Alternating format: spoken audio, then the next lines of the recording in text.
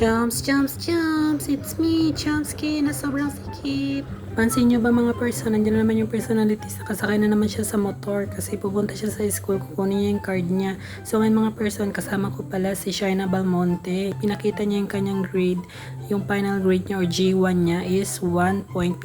So ngayon guys, congratulations pala sa kanya kasi kasama siya sa DL.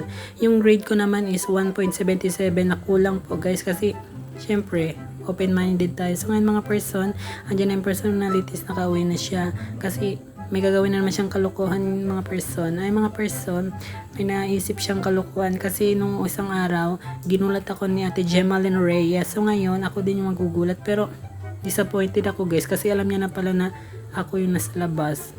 Eme lang siya dyan, nakatago. Pero siyempre, andyan ba yung personalities, gusto niyang bumawi. Pero wala naman na bawi. Kasi alam niya na walang reaction. Ako na yung nag-react. Patalon-talon yung personalities.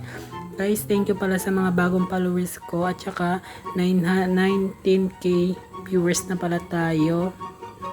Stay lang tayo dyan kasi syempre magbablog-vlog lang yung personalities kasi baka yayaman yung personalities. Ngayon guys, ang tagal talaga kasi nagbibihis pa yung personalities dyan kasi pupunta po sila doon sa Matalbi. So ngayon, andyan yung personalities, dala-dala niya pa yung walis.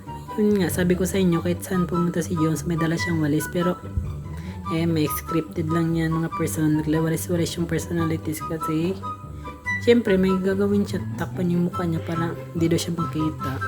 Ayan, inatok niya na. So ngayon mga person, dito lang pa nagtatapos yung aking mini vlog mga person. So ngayon, thank you. Please follow, like, and share sa mismong page. Salamat. Mwah.